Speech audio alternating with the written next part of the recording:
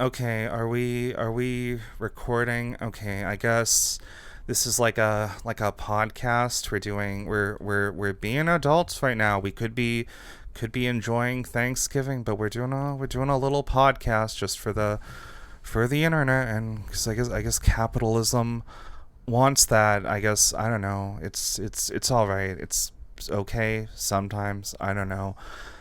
This is Super Despair World podcast. I guess we're doing it. We're here. Maybe you've heard of it before. Probably not. I don't know. Just feel like listening to some music and just talking to my friend here. Dave, just I guess I don't know. Do the ads. I guess we're supposed to. Yeah, I do mean, the ads, I something listened like to that. Super Despair World before it sold out. Like when there was like one. Yeah, it used to be pretty good. Now it's like Yeah. it's. You remember it's the alright. days when there was like It's kind of one, good. It's not one that good. view on each YouTube video, and now it's like. I mean, I remember that because that was me. I was the one view. A lot of people don't know that. Yeah, but, like, that's when it you was know, good. just, I was And I was then- there. And I was then there. and then they got a Patreon. We have a Patreon at patreon.com/Super Despair World, and you can join that and you can join it. And I mean, I guess if you want to. Yeah, it's actually it's pretty pretty dope. good. There's a lot of good stuff on there. If you pay a sinister $6, I mean, I guess you can listen to some bonus episodes, which are cool. I mean, they used to be cooler. Now they kind of sold out and whatever. But yeah. Yeah, it's not really the same after the first 200 subscribers. It's kind of like, you know, There's a lot of people fake don't really fans get it, but out they're still there. into it. Yeah. A lot Yeah, of fake a lot of fake fans. you know. And there's also like, I mean, I guess there's Project $20, and you could join that, and you get some stickers. You get 2 stickers for that. Like, they're really good. I mean, I guess, but like, what are you gonna put that on your? You gonna put that on your Trapper Keeper? I mean, I have one on my iMac. It's I don't know. So I was at Starbucks. They kind of someone kind of turned their head towards me. I think. It was I put that on all my CDs, 'cause I listen to CDs now because vinyls aren't cool anymore. So we're doing CDs now. Yeah, CDs. Nuts. I Yeah. remember that. That was a funny joke back. You know, I don't know, you probably wouldn't get it. It's it's sold out now, but yeah, and there's also a Discord.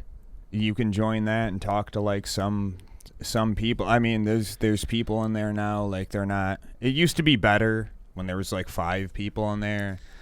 I mean, there is a Discord, but like if you're like really down with the show, like there's also like a Skype group. You get Yeah, in we on have the an Skype group. ICQ channel because we're just, I'm trying to go analog. So we have we have a Telegram, and I'm not talking about the app Telegram. Like, we have an actual Telegram service where you just I know this guy. Met him at a Mumford and Sons show. He trains messenger pigeons. I think that's gonna be the cool thing. I mean, until they ruin it. But like, I don't know. I think I'm getting a messenger. Nobody pigeon really for the knows show. Morse code anymore. They don't know how to scribe things with a quill, feather, and ink. So like, probably you just have to type it on your fucking iPhone or whatever in between what, like looking at TikTok videos. And Yeah, I mean the whole podcast thing is kind of cool, but I was getting really into Russian number stations lately. I think we should move in that direction. I don't know. I mean, that would actually be cool. Not that cool. I don't know. I would be into a Russian number system. We just need like a really we're almost big broadcast antenna. I think our friend Weasel could help us. Yeah, with that. we could tune the 5G. Yeah. We're 5 minutes into this episode. I feel like, I don't know, to everybody who hasn't killed themselves yet, we're talking about hipsters today. There's a lot of real cool people out there. now. And the hipster moniker has died in a lot of senses, but the overall vibes of that have still permeated culture in a lot of different ways. Still. Yeah, I was just about to ask, like, I feel like the term hipster is not really in like common use anymore. I don't know if that's just me or like if some people still use it. I think I did a little bit of preliminary research for the show, by which I mean I looked at Wikipedia for like 5 minutes, about an hour before we got on to record, as is tradition. I know the term hipster apparently was like a little subculture back in like the 1940s or so, and then it kind of had like a bit of a resurgence around like the late 90s, 2000s, like 2010s. I know I graduated high school back in 2011, so like throughout most of my middle and high school career, if you can call it that, hipster was kind of like the pejorative of like people who are like, oh, I guess they're kind of cool, kind of like alternative, but not like too edgy or whatever. Like they weren't quite like the goth or the scene or the emo kids or whatever. It's more like I don't know, it's like a very like trendy, well dressed, kind of like almost like gentrifying white person sort of vibe. No, you're dead so on far with that. It's kind of like I mean we talked about counterculture in the last episode, and it was kind of like counterculture light, where you're not going to go so far as to be like a goth or something, or punk, and you're not going to like wear like all black and makeup and a bunch of shit, or even like Yeah, you're not really gonna stand for anything or have any actual beliefs either. It's just kind of about looking and it's cool. weird because the hipster milieu of like the aughts. Forgive me for using like 2000 to 2015 or something like that. That was probably like the heyday of the hipster thing. Definitely like the early 2000s. Like.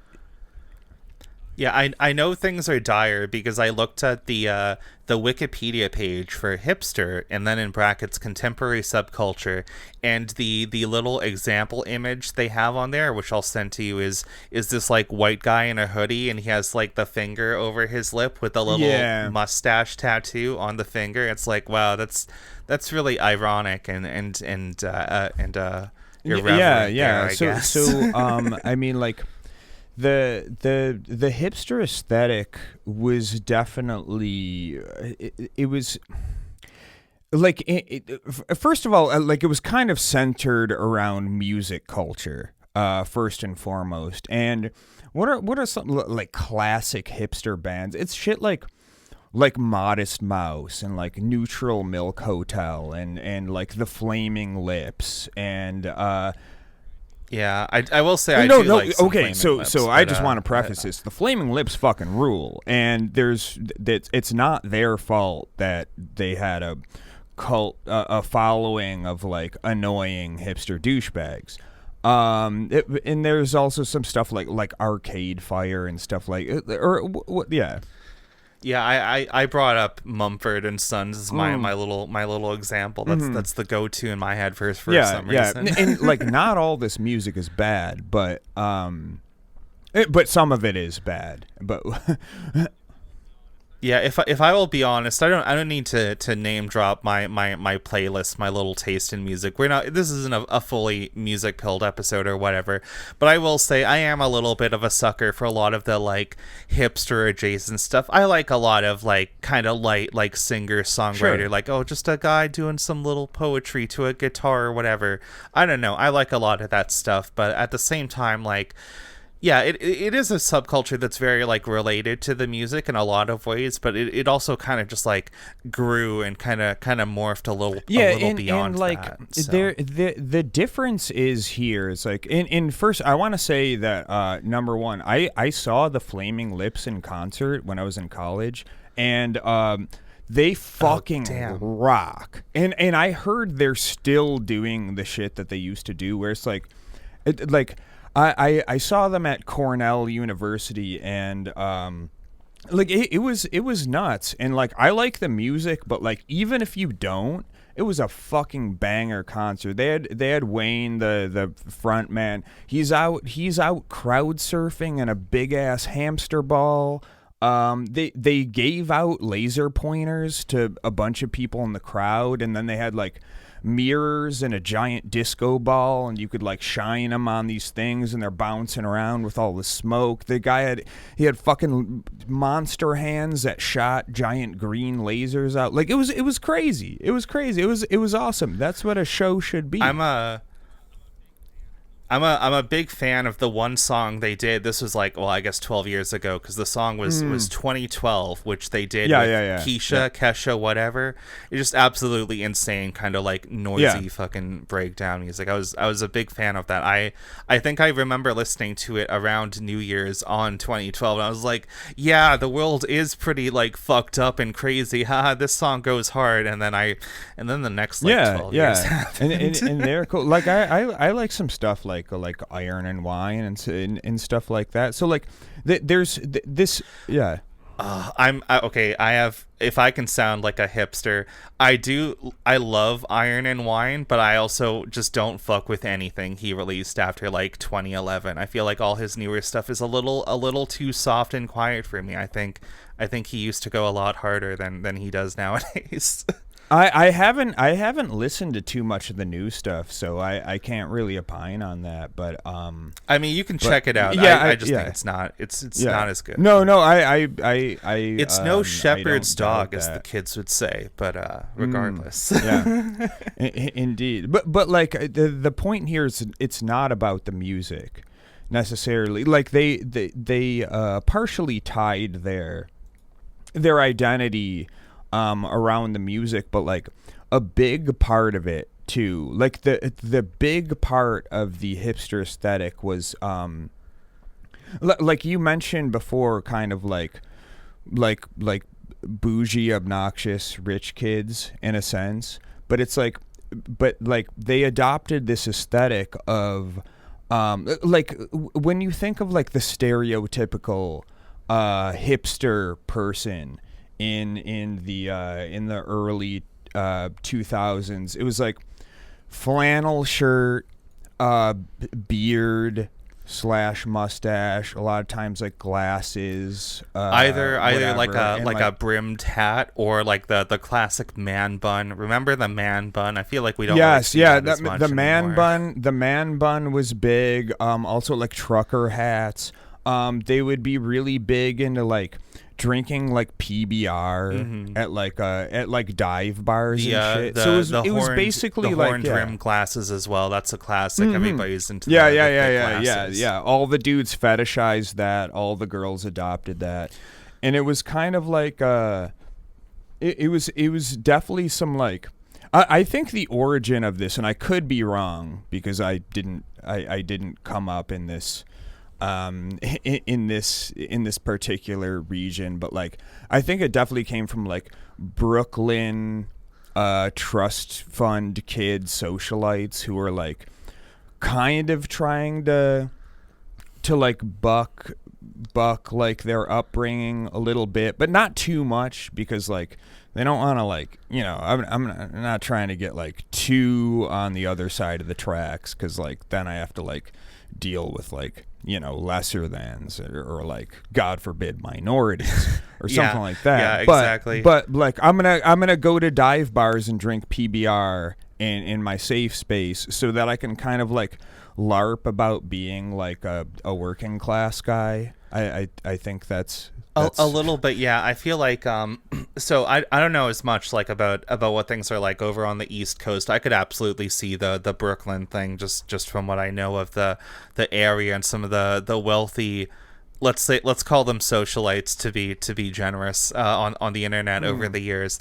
I feel like a lot of the fashion I've seen like out west is very like, you know, it's kind of stuff that seems very like archetypical of like the Pacific Northwest for me. Like when I see like a flannel jacket, it's like, okay, this guy is either like an actual like conservative like lumberjack trucker guy, or he's like a sensitivity reader for like tabletop RPGs or something like that. You know what I mean? Yeah, and that's the thing is it was hard to tell. Because they would adopt like working classes, like they would wear like Carhartt and flannels and shit like that, and It's like, the kind of look that's like, I spend a lot of money to look like I shop at a thrift store. You know what I mean? That sort of deal.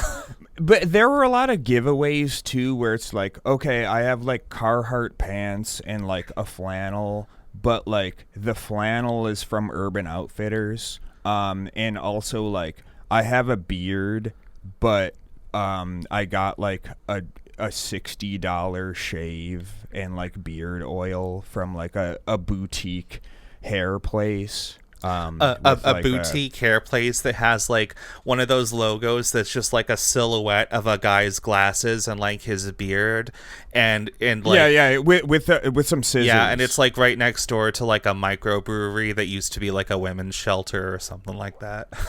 Yeah, exactly.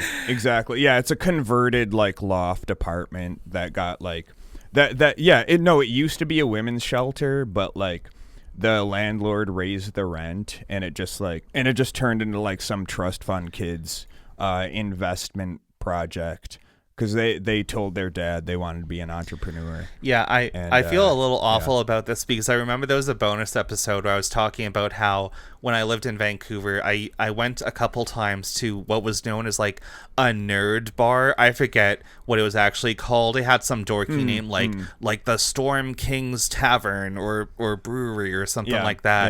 Yeah. And it was like, you know, it was all right. It was one of those like pay $20 for a burger and a beer kind of places where it's like, okay, that's it's not going to be worth it.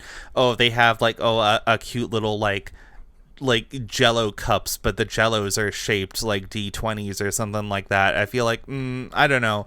Like, I like a lot of these things, but at the same time, it feels very cheap and monetized, and like somebody's like exploiting something that people genuinely like for like a quick return on their investment. Yeah, and that's my thing about like theme bars in general, is this kind of like it does seem like really cheap and really cynical, in the sense of just like, hey, remember gaming? Does anyone remember this late gem? game. And it's fucking like Link to the Past or something. Yeah, and I've been to some bars like that before, and they're playing like footage of like somebody like long playing Contra or like Ninja Turtles on NES. I feel a little bit old, because I remember there was a clip going around on YouTube, or maybe it was like a Twitter short or something like earlier this year, of like somebody was in a bar and they were playing like a Germa stream on the TV, and like, one, that's really funny because apparently Germa found out and like shouted them out or something like on stream, but also this feels like they're trying to squeeze some dollars out of Zoomers. Yeah, for sure, and that's like, I'm thinking about like one bar in particular that I met some friends in Toronto, and we went to like a bar there, and they had like VHS tapes and like Nintendos and shit, and it was just like. And like the clientele were clearly just like these types of like, hey, I remember I remember blowing out an NES cartridge and putting in the VHS tape of insert movie here. Do you remember that? Kids these days, they won't know about that. This is our cute little subculture, and it's like, I remember sleeping like, in a big bed with my wife.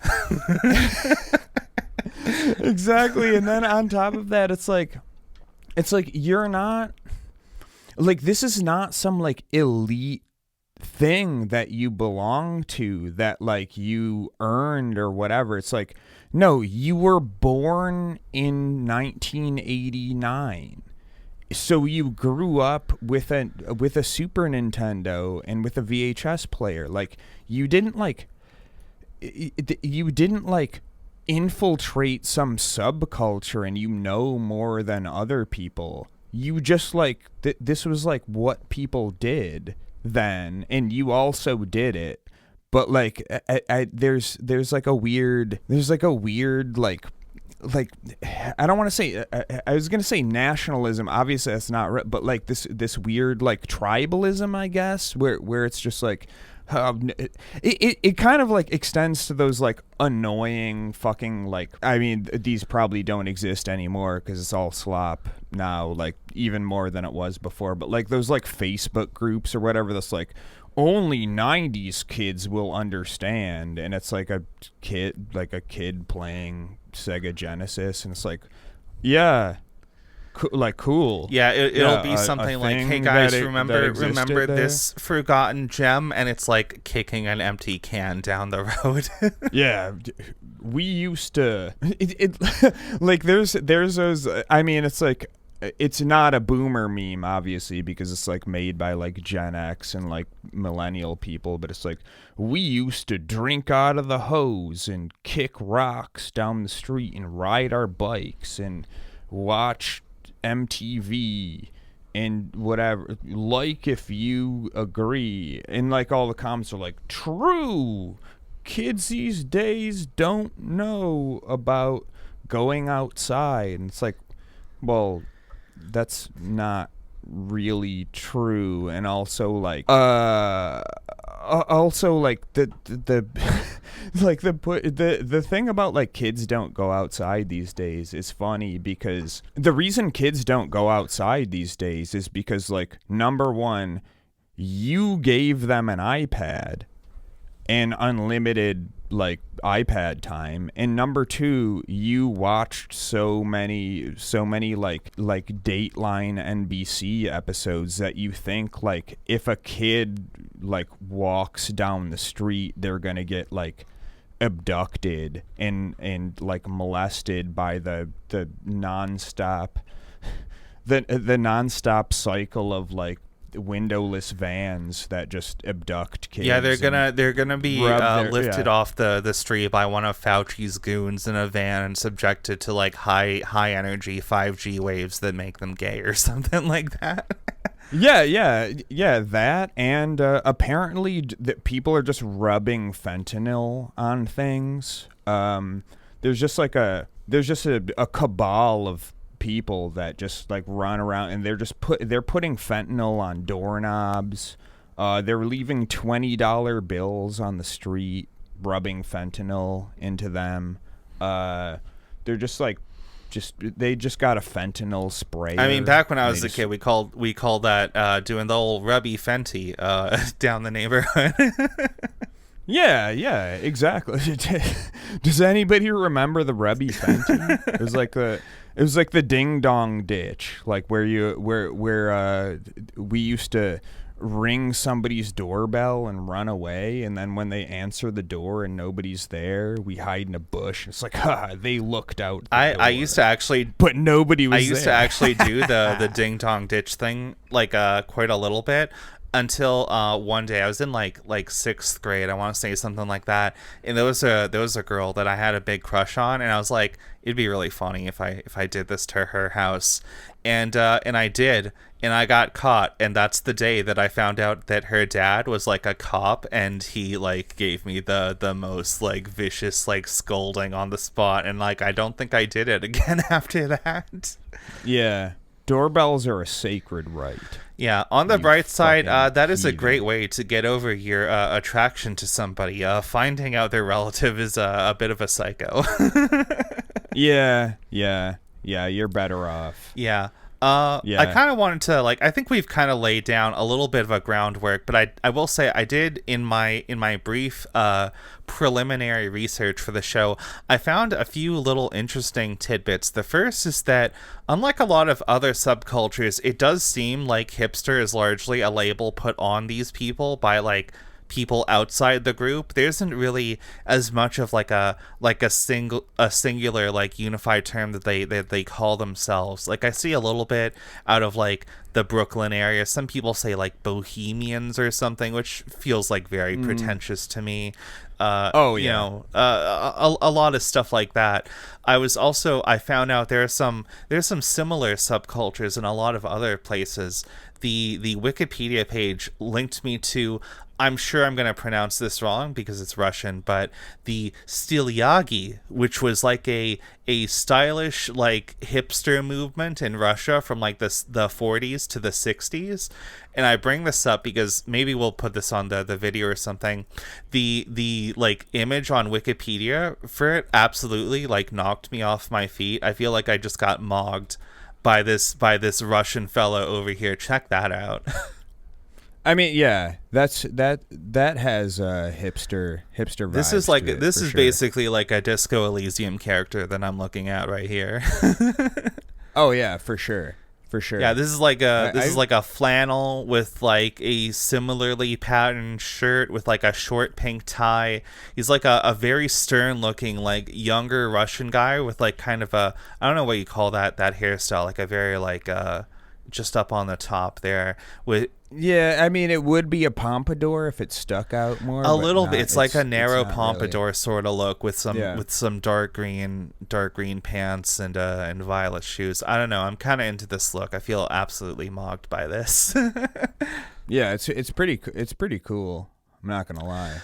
I mean, there was an adjacent movement which I think I was kind of aware of this for a long time, but I did not know about this term until just a few minutes ago. Dave, have you ever heard of a nipster? No. If you had to guess, what is a nipster? It sounds kind of dirty to say it out loud, doesn't it? I don't really like this word. I don't. Yeah, I don't. What is it? Okay, so apparently a nipster is like a neo-Nazi hipster. It's like if I had to put a guess on it, I think a good example of this is kind of like the look cultivated by people like Richard Spencer, right? Sort of the like, no, we're not like the boorish, brutish brown shirts. We're like the suave, clean cut, like Aryan Ubermensch guys who are just like, oh, we just work white collar jobs and it's like almost like a white Giga Chad sort of guy, but like also like a dipshit Nazi or whatever. Yeah. I mean, well, you saw that with the punk movement too. Is there people who took it in a direction that nobody really intended it to go in, which is like to the credit of the larger punk scene, they were generally like very not down with that. I mean, yeah, it's the whole Nazi punks fuck off sort of thing. So. Yeah. In like I knew a bunch of like punk people, like growing up, and like most of them had like an anti swastika patch on their jacket or whatever. I've seen a lot of other people do the. I think this is a bit more of a modern thing, but the 3 arrows thing, which I guess comes from World War II, but it's like against fascies and like the authoritarian commies, and I think the other one was like the monarchists or whatever, which not really applicable in the modern times, but yeah. Important, but it's important thing on this Wikipedia page. It says other uses of the term. In 2011, 3 students founded the German online net magazine Nipster, using the neologism to depict hipsters in the town of Nuremberg, not neo-Nazi hipsters. The online magazine has since folded. Oh, well, that's unfortunate. I mean, especially in Germany, right? Yeah, they didn't do their research. Nine is not about that. No. No, it's about shit. Yeah. Fuck. Yeah, I saw also just on that same page the see also table of links. Apparently there are some other like questionable fashion / hipster trends which include but are not limited to Nazi chic, communist chic, and jihad cool. Okay. All right. Yeah, I did Well, not look extensively into all of these, but I will say, and I don't know, maybe this will get me in a little bit of trouble. I was looking at the Nazi Chic page, and there's like a cute Asian girl doing like a Nazi cosplay in 2011, and this is Oh, in God. Shanghai apparently, and I feel a little bad because like she's kind of cute, not gonna lie, but I'm not. I'm like shaking my head vigorously so people know I don't approve of this. I mean, like the hat and the jacket are nice, but like the fucking swastika patch. Yeah, or like the minority so or the shitty. minority beaten to a bloody pulp at her feet. That's not cool either. I don't. That's Yeah, not, that's not no, good. that's not great. But it's like shitty. Like the little stem on the swastika is like not. It's like not even with the other ones. It's kind of like off. It does look a little bit and like it's held on with like a, she drew that with like with a a safety permanent pin. marker or something. Yeah, and then there's a safety pin holding that out, like you can't even stitch it. It just seems kind of like, I don't know, that seems like not really well done. It seems like the Nazi aspect is like an afterthought. Yeah, for sure. I don't know. Very, very questionable. I was also looking at the page for Communist Chic, and of course they included the classic Che Guevara t-shirt, which, like, man, I feel like you can't even wear that ironically anymore. That's just like you're just kind of like a dipshit if you go out in public with this. Yeah, it's like there are too many connotations with that now, where it's just like, I mean, it's a cool story and everything, but it's like the people that adopt that kind of aesthetic generally are just like the most like annoying and rudderless people on the planet. Or it's just like that's what you want to do. Like okay. Yeah. I mean, Fun fact for the audience: we are recording this on the evening of American Thanksgiving, and a friend of mine shared a tweet with me earlier today that just goes, wearing a shirt that says "I support Hamas" to family Thanksgiving, but telling anybody who brings it up that I don't want to talk about politics. Yeah. I mean, like that is. That is an interesting thing too, because like there's always like the classic, I don't know, like I don't want to say stereotype, but like I mean I guess it is of just like, oh, going to Thanksgiving and my racist uncle is gonna like start acting up, and it's just like, well, are you like, are you engaging with that? Are you just like, okay, cool, bye, and walk away? Trying like, out some sneaky debate tactics I learned from watching my big brother on the internet, Vosh, on YouTube to own the chuds. Yeah. Well, I mean it's the same thing too with like people who will wear like a full MAGA outfit, and then when somebody's like not nice to them, they're just like, oh, I'm so fucking oppressed, I can't even like go to the post office without being harassed. And it's just like, what the fuck are you talking about, dude? Like, why are you wearing all this shit? Like, nobody actually cares that much, but like somebody might, and then they might get indignant with you, because like that's annoying in and of itself. Like just being the way you are is annoying.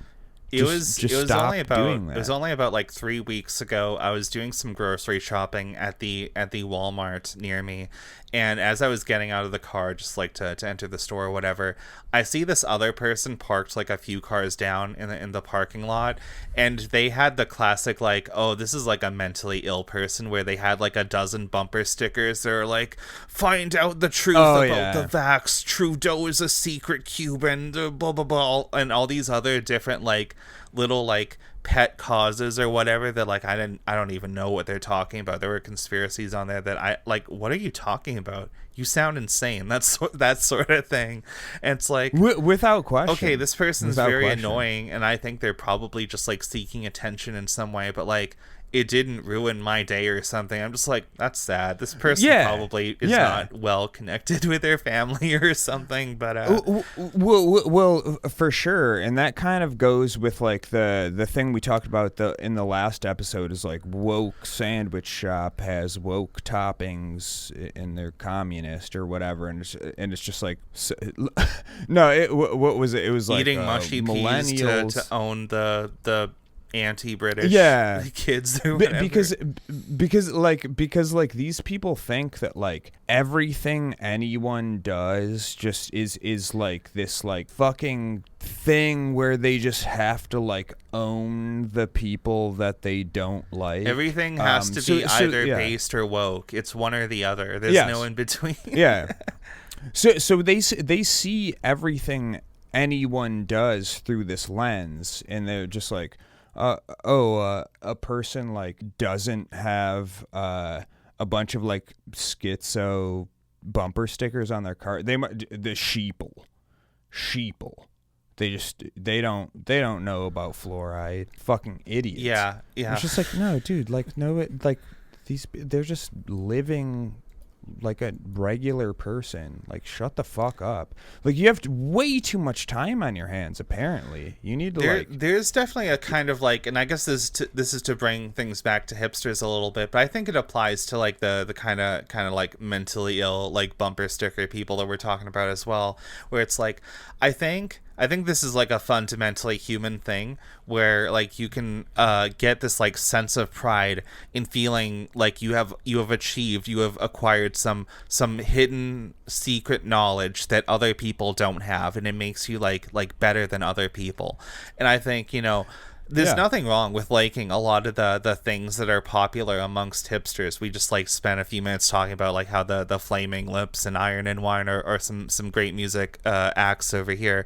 It's like, okay, it's fine to like these things, but I think a big element of like hipster culture, which I guess like people fundamentally take issue with, is this feeling of like this kind of like an elitist quality to it. Like, oh, you think you're better than other people, and like you can just like condescend to everybody else based on something as like stupid as like, oh, I consume better media than all these like fucking Philistines or whatever. Right. Exactly. And that's the thing is like, a lot of it comes down to consumerism as well. And when you think about like the 2000s hipster aesthetic, a lot of it was centered around like, having a MacBook, going to like a coffee shop with like $11 Americanos, just like buying albums from these artists, not the like lame corny bullshit that all the regos listen to, not that pop crap. I listen to indie rock and indie pop only, and I listened to them before they were cool as well. And you shop at like Urban Outfitters and whatever else, American or Apparel maybe whatever. Even a bit less obviously, like it's not just about like, oh, showing off the things that you can afford and the stuff that you consume. It's also about the little privileges you have that other people don't in a lot of ways, right? Like you think about the classic image of like, oh, somebody who's like writing a novel on their MacBook in like a cafe, and they're there for like 6 hours a day or something. And it's like, you're not employed. You don't have anywhere fucking else to be. You can afford to be here because like you're like either like a Trustafarian kid with like a big fucking stack of money that you get for free every month for doing nothing, or like going to like two college classes a week or something like that, or like I don't know, there's just a whole lot of bullshit like that. Exactly, and that is part of the aesthetic of the hipsters. They all live in places like San Francisco or New York City or something like that. I moved to LA to record my YouTube videos about TikTok trends. I'm like, shut the fuck up. Exactly. And they work part-time as a barista But like at a nice coffee shop, because like they like I only pull the best shots. I'm not gonna work at Dunkin' Donuts or fucking or Starbucks. No, It's definitely because I'm not afraid of minorities or something like that. Exactly, and they and then they like and then most of their time is spent just like on their $3,000 laptop that dad bought them to write the next great American novel or record their next like derivative like Modest Mouse ripoff album or something like that. Yeah, I think there's a lot of ways we could break down like this idea of like why do people hate hipsters in general. And I think there's a lot of reasons, but I don't know, we've gone over a couple of them. Like they're very privileged in a lot of ways. There's the whole like sense of elitism as well. I wanted to bring this up because it kind of ties into the whole like writing a novel on your laptop thing. I think there's also in hipster culture this kind of like affectation that like you're a creative person, you're somebody who has ideas and you make things and you bring them out into the world. But like I look at a lot of the people I've known like in my life who I would consider like kind of somewhere on the hipster spectrum, and I find like no, these people don't actually make a whole lot of stuff. A lot of it is just kind of like posturing as like, oh, I'm just part of this in group. Oh, I just consume the right media. Oh, I just wear the cool things. Oh, I was like at this show or whatever. But it's like, I don't know. There's something like fundamentally different between people we would consider hipsters and like, let's say a lot of the musicians or whatever that they enjoy listening to, because like they're actually going out there and like fucking making something, right? And I feel like these people don't, but they want to be seen as people who do. Yeah, and there was a lot of like tangential shit that came out of like the hip, like the best example of this is Pitchfork, which Pitchfork has kind of gone the way of like Rolling Stone in the sense that now it's kind of just like this like industry dick riding, just like generic fucking rag. But like that used to be. In a lot of ways, it probably still is kind of like the authority on like what hipsters should like, because like it came up just doing the like indie scene shit, and yeah, and also like to your point before, like the aesthetic of the hipster also comes out of like this like Gen X and like older millennial kind of like cultural thing where it was really based on this like this idyllic ideal of just like, I'm not gonna get a job like my parents and work in an office. They wanted me to be a lawyer, but I'm gonna be a poet. And I'm gonna write a novel, and it's just like, cool, whatever. But like, yeah, I like you're doing this because you get your rent paid for in Brooklyn by your parents. Not only that, but it's also like there's not really any like fundamental like principled opposition to like, I don't want to work in like a corporate setting or whatever. Like, oh, I think if I get a job it's like a marketer or something that's like bad for my soul or whatever.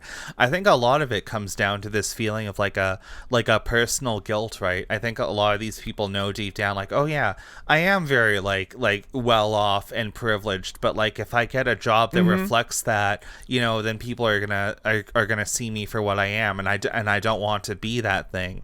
So they kind of LARP at like poverty or whatever in a way to like assuage that guilt they feel. But it's like, I don't know, have you ever seen those articles? I think it was maybe some news articles or like a YouTube series or something like that, where it was like, millionaire lives as a homeless person for 1 week, here's what he found out. And I'm like, no, that doesn't fucking count, buddy. You have like a fucking golden parachute to get out of this the moment it gets difficult for you. Right.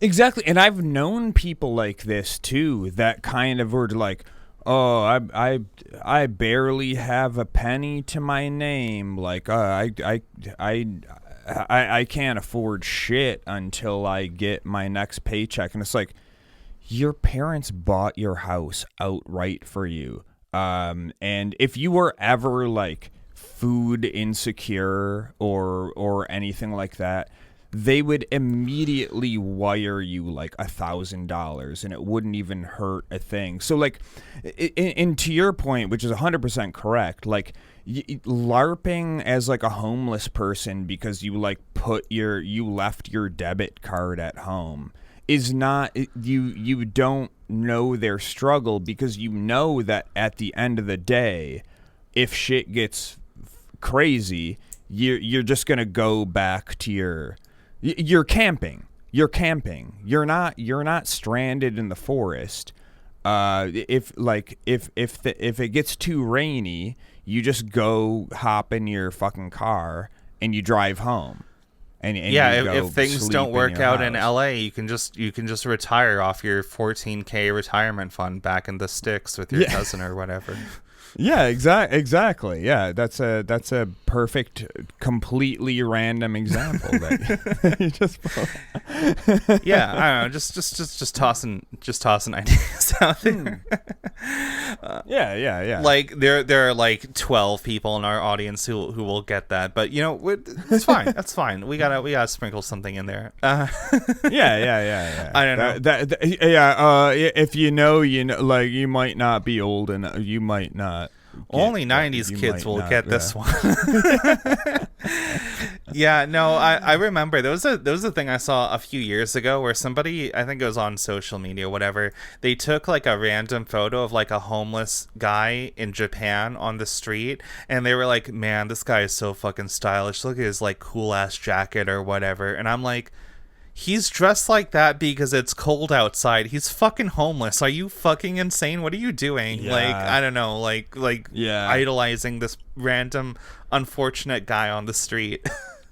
It's the same as like there was that one thing you may have seen where like some person like accidentally dropped their pair of sunglasses at some like pretentious art museum, and like a bunch of douchebags were like huddled around it, like taking photos and like discussing it. And it's just like, no, this is an art piece. Somebody dropped their sunglasses on the ground. This, like, you're so out of touch with fucking reality that you think this random normal thing just has like is a part of your fucking brain rotted just like fart sniffing nonsense world that you find yourselves in.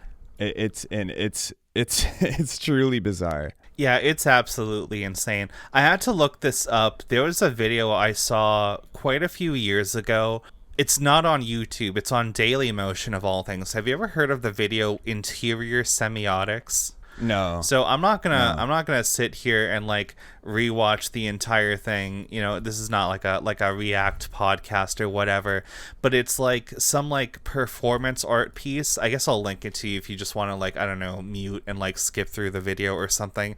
But it's like a performance piece where there's a bunch of like very, let's be real, hipster looking people like seated around this woman performing, and she takes like a can of beans and like stuffs them down her pants and like rubs it all over herself, and I think she's like reciting a poem. Oh, they're SpaghettiOs. Oh, SpaghettiOs. That's what it was. Yeah, it's been a while since I did not rewatch this before the show. I just paused at 6:22 and I got the perfect frame of like a guy in the crowd just like looking away and like drinking from a bottle of beer at this whole spectacle going on. And it's like, yeah, I don't know. There's a whole like, maybe we could do a proper episode on like the fine arts scene and a lot of the crazy bullshit that goes on there. I try not to be like too reactionary about these things, about like, because some people look at like famous art pieces and be like, oh, that's just a painting with the color red. What's the big fucking deal? And it's like, okay, you're just like Yeah. ignorant. You don't get it. Right, right. Then I look right. at a lot of other things like this, and I feel like this feels like this is just like a performative thing for like hipsters to feel like good and smart about themselves, and like I don't know what the hell is going on here, but I feel like I don't know.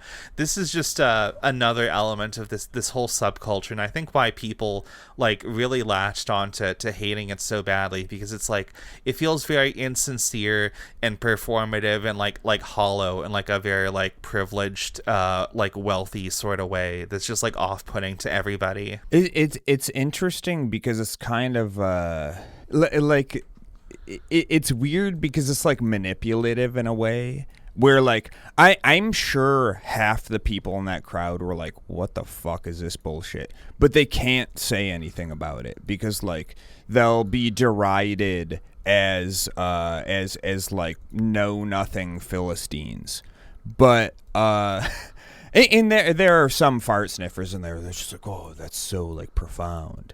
But it's really weird too, and I think there's like there was a huge aspect of that with the hipster music scene, which like I think like a ton of people who kind of just like adopted this subculture wholesale because like I don't know, like their friends were into it or they just thought this was like they liked the aesthetic of it or something, and it's just like, well, yeah, you have to listen to all these musicians on vinyl and shit too, and it's like I think a lot of people just like didn't really like this music because like a lot of it was shit. Like a lot of the hipster music was just like not great. But like it's you very have like to pretend to like it's very much in the realm of like the douchebag that brings out his guitar to the party and now you got to hear him play the same like 3 songs or whatever. Yeah. I don't know. Yeah. I was having a conversation with somebody on a Discord server recently, and there's a fun little dichotomy in this idea of like, one, I do think if you are good at playing guitar, I do think a lot of girls are going to be very into that. They're going to think that's like cool and attractive. But then at the same time, if people perceive you as like the guy who learned guitar to be more attractive to women, that's like deeply uncool. You know what I mean? Exactly. And that's the thing that we can come back to is the sense of authenticity with all of these things. Is like there are a lot of subcultures that were like that organically came out of just like people kind of being into a certain thing or like having a certain worldview, and like and there's a lot of authenticity to that. Like it's a real thing. The aesthetic grew out of that organically. Maybe later, some people kind of like co-opt that just to like, because they're seeking an identity, so they just kind of like they just crib the style of that, but without like really, you know, kind of being into the scene or whatever. But yeah, I will say I do think a lot of like the visual aesthetic parts of hipster culture, like the music they're into, I do think a lot of this originally came about because it was just a thing that like a group of people were like sincerely into, like a thing that was popular for like its own like real organic reasons or whatever. But I do feel like over time there's been like a really big push to like monetize this particular identity and like make a buck off of it. It's like how I talked about earlier with the fucking, I don't know, the Storm Lord's tavern and grill or whatever that I went to or whatever. It's like, okay, I do sincerely like playing like dorky little tabletop games with my friends, but it's like I don't need to pay $20 for a burger because there's like a little D20 shaped like toothpick thingy like wedged into it. It feels like, I don't know, someone's like trying to make a buck off of me. And I think maybe to like bring us towards the end of the show, the last however many minutes here, I wanted to talk about like, since the hipster thing is kind of like dead and gone, I wanted to like maybe pick apart like how it kind of came to an end. And I think in a lot of ways what we have in our heads is this idea of like the hipster. I think it kind of morphed into what's more like in modern times known as like the social justice warrior, or like the what are some other good pejoratives, like the soy boy or whatever, something like that.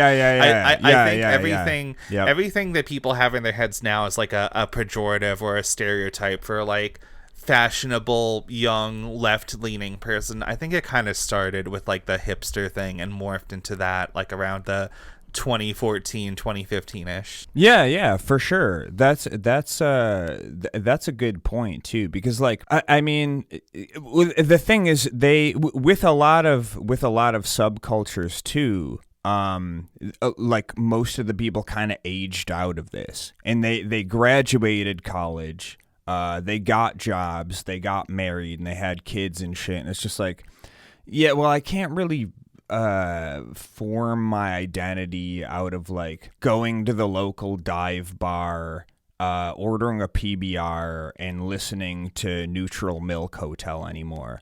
And like I may do that, but it's like kind of like, so how can I kind of like turn this into something else that's more compatible with just being like sort of the thing that I was bucking against? And it's just like, and again, it kind of comes into like a sense of counterculture and also identity, where it's just like, yeah, well, I'll just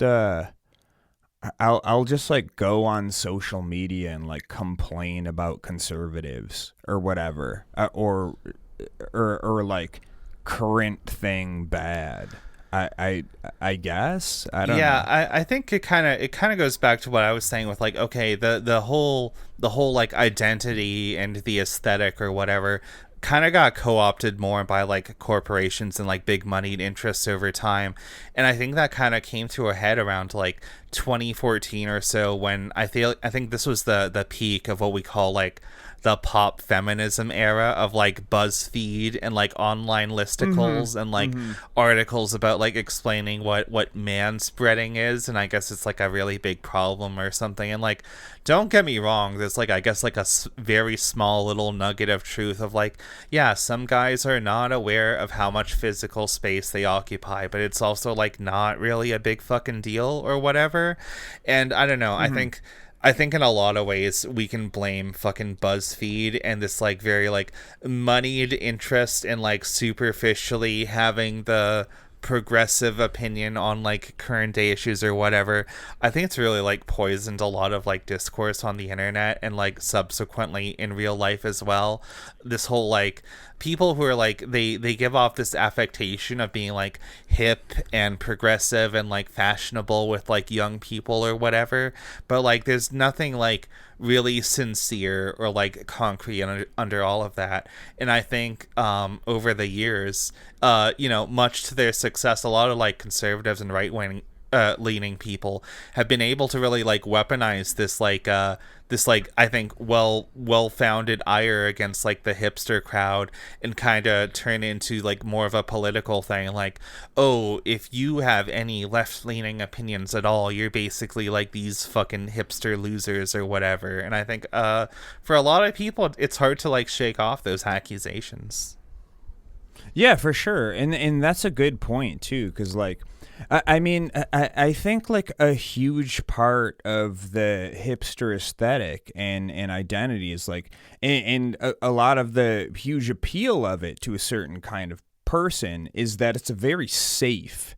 It's very safe. It's just like, you're not really like giving that much up. It's not like you're not really going too crazy there. You're listening to a certain kind of like annoying music that's like adjacent to what people like, and you're wearing a certain type of clothing that for most people they wouldn't really look twice at. But like, it's like, it's very easy. You dyed your hair blue and you got like a fucking like Princess Peach and Goomba tattoo or something like that. I don't know. yeah, exactly. Do you remember gaming? Remember this forgotten gem? And it's like Nintendo. It's Mario 64. It's like the most famous Nintendo game ever.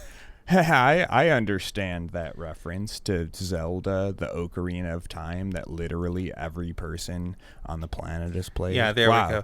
Cool. On the flip You're just on like, the flip just side like of me. this, if I found a cute girl with like a Shadow Hearts Covenant tattoo or something, I would be like all over that shit. So Yeah, exactly. But I mean, like, to your other point, I think this kind of comes down to like a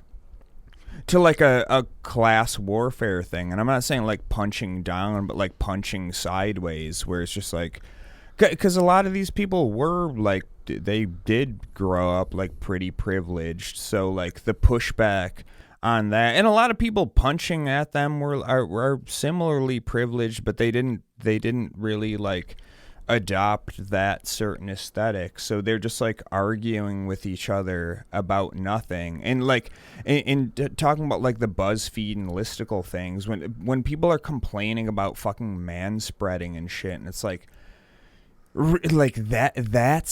that's what we're talking about. Like, this is the most pressing issue like in your life. Holy shit, man. Yeah, okay, talk about privilege. Like, there you go. yeah, and there also you go. I want to be careful here. I don't want to necessarily be like, oh, the anti SJWs were right all along, because I think something that does get lost in this is I know a lot of like actual like feminist like academics or like people writing blogs or like doing actual like bullshit out in the real world were also opposed to like the fucking like BuzzFeed cheap online bullshit at the time as well, but that got very thoroughly drowned out. So yeah, for sure. Because I don't know if this was intentional, but like for them to, or like even like the Anita Sarkeesian fucking this game, like capitulates to the male gaze thing or whatever the fuck it was. It's just like, this is like, it almost seems like a fucking psyop, where it's just like, this is like, in some cases, as you said, both of these things are true, but like also it's like it's a fucking non-issue compared to all the other shit that's going on and all of these fears and in life in general. But like, it almost seems like it's just bait for like the most annoying fucking people online. yeah, you know, like all these skeptics and anti SJW people, just like, look how fucking insane the online left is. They're complaining about this today, and it's like, okay, true, but also you're like sexist and a Nazi. So yeah, like, it's shit, like, I don't know. fuck. We're definitely gonna do a main episode on the whole like skeptic sphere of YouTube, because that I fell deep into that particular brain rot when I was a teenager. I had a whole Reddit. A lot of atheist people phase. did. Yep. But I was gonna say, like, with regards to like somebody like Anita Sarkeesian, right? It's like, okay, in hindsight, a lot of her critiques were like very basic bitch, like surface level, like feminism 101 kind of stuff. But then at the same time, I do think she had a lot of like really bad deliveries or like execution on a lot of those things, where it's like, she made a whole series talking about video games, but at multiple points she admits like, okay, I don't really know anything about video games. I'm not really like into this culture. I'm just like coming in as an outsider. And it's like, okay, in hindsight, I think you could have done more like preparatory work. Like, I don't know, maybe put a few months in like actually getting into some games and like examine the culture more, and maybe like take it a little bit more seriously, because you'll have a more informed take about it afterwards. But I don't know, that's just my thing. I don't know, I think Anita Sarkeesian like kind of sucks like a little bit, but I also think like the blowback against her was like crazy disproportionate. So I don't know. No, it was, and it's because like this wasn't framed correctly, like, at all. Yeah, and let's be real, it's because a lot of the people on the other side are just like incredibly sensitive. That's what it is. You guys are just sensitive. Yeah. No, for sure. They're sensitive, and like in the thing is, like, they focus on the wrong thing. Like this isn't really the point of it. But yeah, I mean they kind of focus on the symptom and not the cause of the disease. And like, and that could be like extended to a lot of shit, really. Because that makes for like better fucking listicle BuzzFeed bullshit, like blog articles. Just be like, can you believe what's happening right now? And the thing is, like, dudes like, I mean, obviously dudes like this have like fucking their brains are fucking mush, but like dudes like Grums or something, when they bitch about games being woke or something, even if you do believe in what they're saying, which I don't even really know what this dude's axiom is. I don't think he actually has one, but this dude like completely complains about like just things, like just random. I mean, Grumps things. is Like basically this, just like a gooner who likes to bully people on Twitter. That's really about yeah, it. I guess, but it's hard to like pin down what like Grums actually believes. I don't think he actually believes in anything, but like all of his posts are just like complaining because like the character in whatever fucking video games titties aren't big enough, or there's like a black person. It's like, I don't like, what are you getting at? Like, I don't know like what the golden age of gaming was for you, like when there was like, I don't know, like Pong, because there weren't any There's a very people in it? like contradictory sort of thing here, where like a lot of these guys back in the day were like very loud proponents of like, games are art, you can't ban them, oh fuck this Jack Thompson guy, gamers rise up, blah blah blah. Yeah, and it's like, yeah. okay, you on one hand you're saying games are art, but then on the other hand, like anytime somebody like writes about a game and it's not just like a review of the product and they're actually talking about the themes or whatever, it's like woke hipster DEI bullshit. Yeah. And it's like, Yeah. we talked about this before, I don't remember the exact episode, but we were looking at like old school like gaming magazine ads or whatever. Oh, right, and like right, shit right. for like Yeah. like Tomb Raider would be like, your girlfriend won't want you to play this game because of big titties, whatever. And it's like, okay, so games are art, but like that's the era that you guys want to go back to in terms of like how we talk about them and advertise them. That seems, I don't know, a little whack to me. Yeah, well, it is, because it was really just like, yeah, it's just kind of like nerd gooner shit, but not even in a fun way. It's just kind of like lame. It's like it's a culture of like, kind of like dudes around the water cooler at the office and just like, did you see the knockers on her? I did. Yeah, shit. And then like, it's just like guys like giggling at each other the whole time about like titties, and it's like, well, none of you guys are like getting laid or anything. Like, what like, is that really what you miss so much? Is just like casual misogyny and like in not even that, but just like, excuse you, I don't know. about not fucking getting laid. My $4,000 love doll Sakura-chan and I are happily married for 5 years.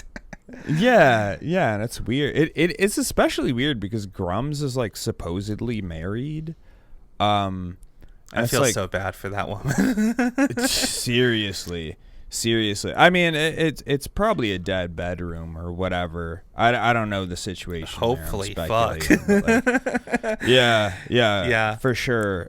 I don't know. I think, but it's, yeah. I think this whole thing maybe ties well into like a kind of the last little point I want to make here, which is, maybe this is me being a little charitable, a little kind to the hipsters after all the mean things that we've both said this episode.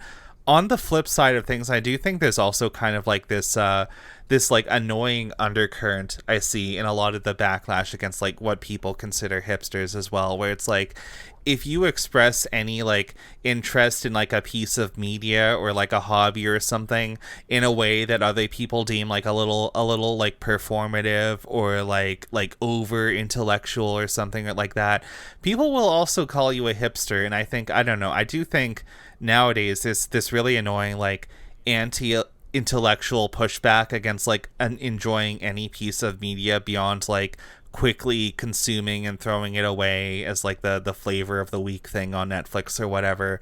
And I do think, over the years, I do think a lot of people have been like mistakenly labeled as hipsters because they're just like, I don't know, a little more into art, or like they have an esoteric interest in something that's like a little retro and antique or whatever, when I don't think the label's always deserved necessarily. Yeah. I mean, it's like the ironic thing about this is there's a lot of hypocrisy between the people like that they would shit on somebody for being like, oh, you listen to like popular thing or watch pop. Yeah, I don't do that. I only listen to like esoteric indie thing. Yeah, I have much better taste in media than you. But they'd be like, oh, what a fucking hipster douchebag elitist fuck. And there are a lot of people who would like definitely just like not like things because they're popular, and they wouldn't even like give them a shot. Yeah, maybe a good example of this here, right, is are you familiar with the term mucore, like /mu from 4chan about music that's popular? Yeah. I just found a random chart. I'll just link it to you in DMs here. It's like a chart of albums, and I see like, okay, the fucking notorious Neutral Milk Hotel album. There's Ex-Military from Death Grips. There's In the Court of the Crimson King. There's Kid A from Radiohead. A lot of classics here, and I feel like this is a good example, right? Because I feel like there's a lot of like music acts that a person could be into, and other people immediately go like, oh, that's just mucore. Oh, you just like that because you saw it on a chart. Fucking hipster, get out of here. When it's like, to give credit to Mew, I do sincerely like a lot of the albums on their like essentials list. Even like, I don't know, like fuck 4chan, but like I look at a lot of that stuff and it's like, I don't care if other people perceive it as hipster or not. A lot of it's really good. For sure. And like if you on like r/music, one of the most like famous examples of like the terminally dick road artists on there is Gorillaz, which like we both like Gorillaz, and but like the point, it doesn't really matter.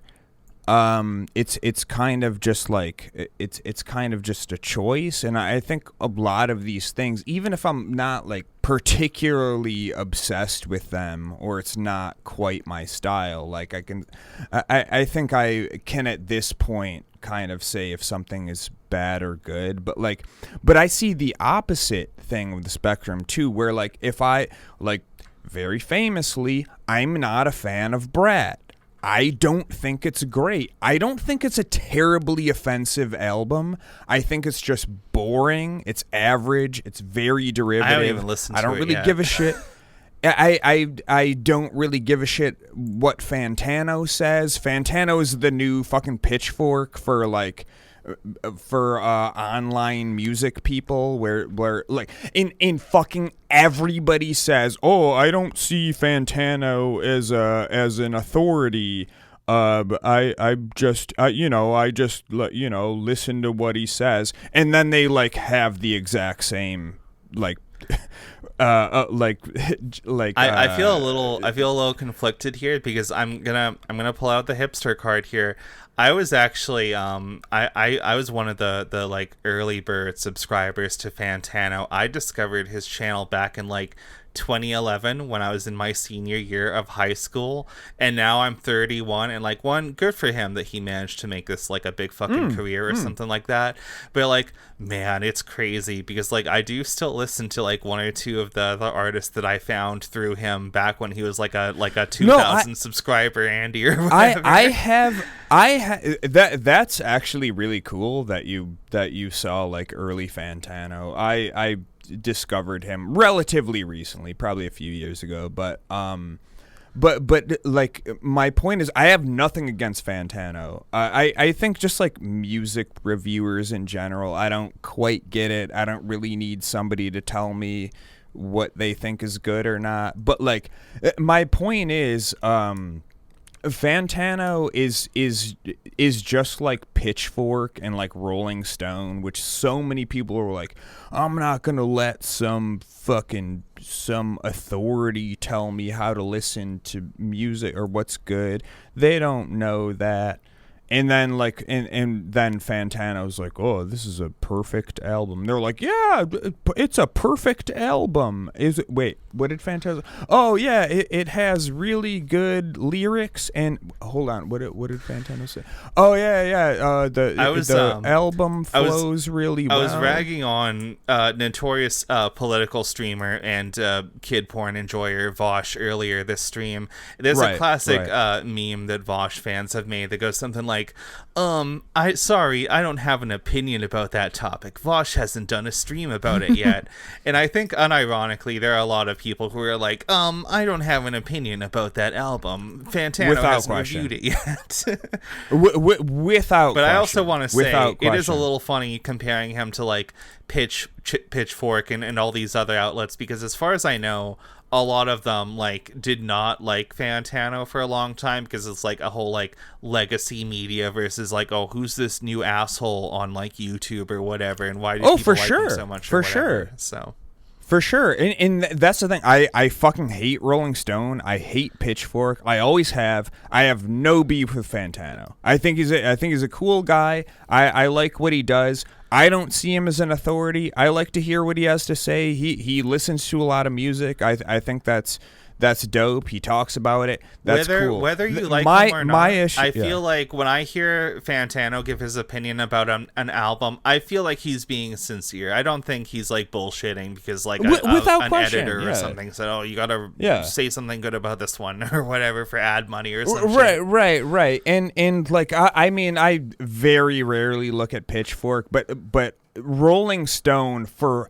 quite a while, like for like 20 fucking years now at least, has definitely, like, whenever they have like reviews or it's basically they just look at like how much money whatever label got from that, and they're just like, oh, they got $20 million, so it's good. I'm not as well versed on like the whole music industry or whatever, but I'm kind of getting this vibe of like, it's kind of like how basically anybody can be like a New York Times best-selling writer by just like throwing money into the thing. Yeah, and I'm not I'm not saying either way that Rolling Stone is like paid off to give good reviews. I'm not saying that. They might be. I'm not saying this is all our opinion. I'm saying allegedly. I'm saying that they just take the safe route because it's just slop. It's just slop, and it's just like, hey, Nirvana was a very influential band or whatever. Does anybody remember this gem? Yeah. Okay, that's the last time I'm making that joke. but back to my original point, like I thought Brat was like a fucking whatever album. And like people like get pissed off about this and just like, how, oh, you're an idiot, you suck or whatever, and to be clear, I am like a musician. I think I can call myself that. I've been doing music for a while. I've gotten paid for it before.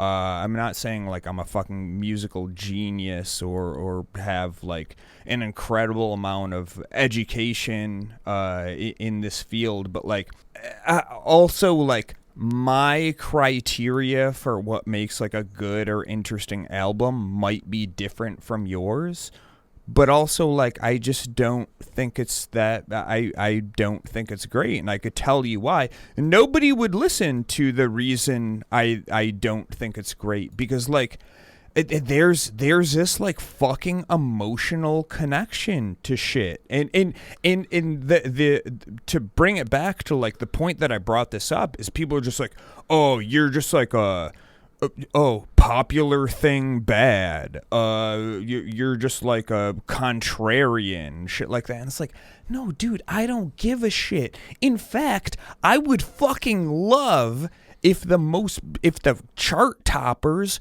were good. This is not a fucking Rick Beato thing. Like I would really like if the artists that we have to hear all the time were fucking dope. Like that would be great. Unfortunately, and some of them are. I mean, so, like it's good to see that new Kendrick album or whatever like gets so much love. Like I think it's good. But like it's weird that this is like the conclusion people jump to immediately is I must just be like a hipster. I must just be like, oh, this is popular, so it's bad. And just like, no, that's never been. I fucking love a shit ton of music that is or was popular. I just think like some of it sucks. I've gotten into arguments about music before, and I've had different people unironically tell me, Briar, you're a hipster because you don't like hyper pop, and that's just like your contrarian opinion because it's like popular right now and whatever. Yeah. And then I've had other people tell me like, oh, it's like, I don't even know where I'm going with this. I just wanted to say, man, fuck hyperpop. I don't get it. I think like fucking 100 gex and shit. I think it's like a psyop. I don't think anybody sincerely likes this music. It's beyond. I don't know. I don't think it's good. I try to find the musical value in everything.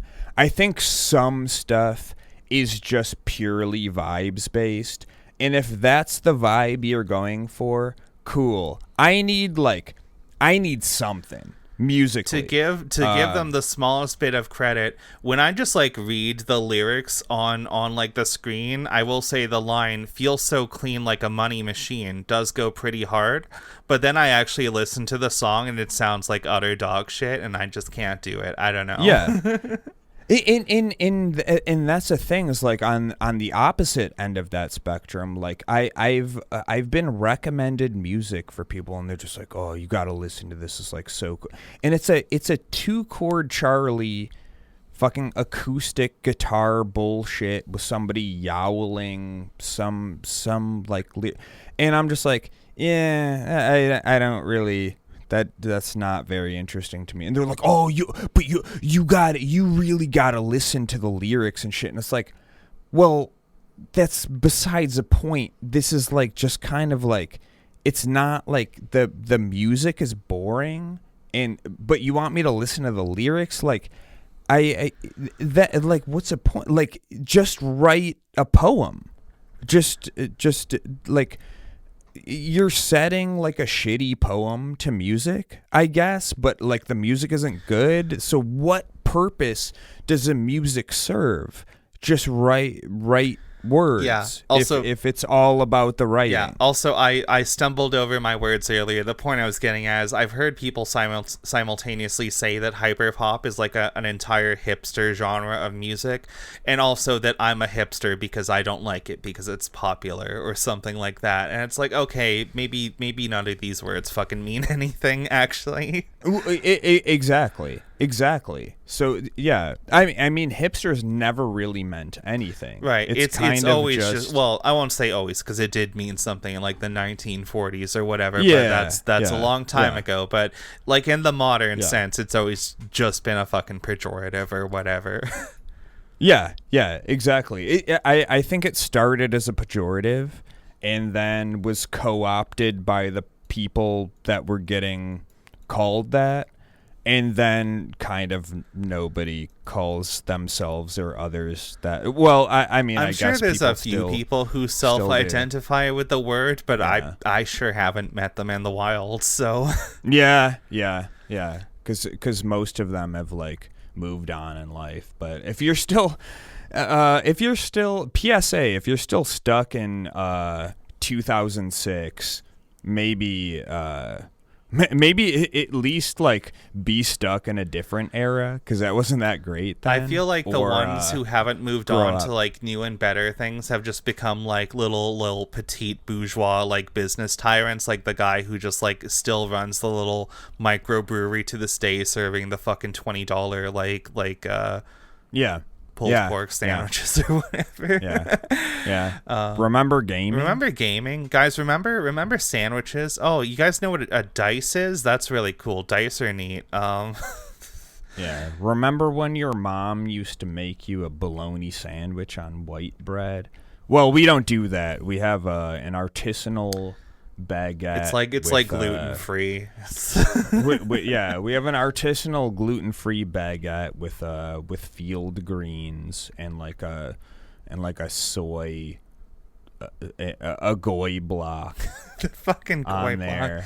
Can I be petty for a And some, moment? like- This has nothing to do with it, but because you brought up food, I feel like my big anti-hipster moment, whatever, is I'm fine with people being like vegetarian or vegan or whatever, but whenever I hear somebody describe themselves as, oh, I'm plant-based, I'm like, get the fuck out of here, you fucking asshole. It just sounds so No, what that means is like when they're at a restaurant, they get the veggie burger just to kind of like feel superior to anybody else who gets like meat or whatever. But when they're at home, they gorge themselves on like on meat. Like I unironically think these people need to like be beaten over the head with a gourd or something.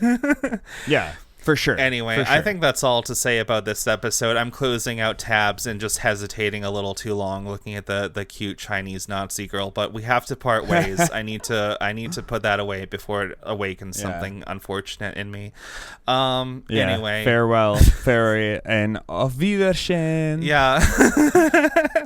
All right, let's thank our favorite special little hipsters in the audience today, and then wrap it up. Oh yeah, our special little hipsters. All of you found us before we were cool. Yeah. You're the real ones. Okay, so we got Trash Bins, Dimbus, Braid Zero, Weasel, Nick, Nilly, Heresy, Protagon, Clam, Trevor Stilson, Walker, and Woke Baby. As always, thank you for your fucking continued love and support.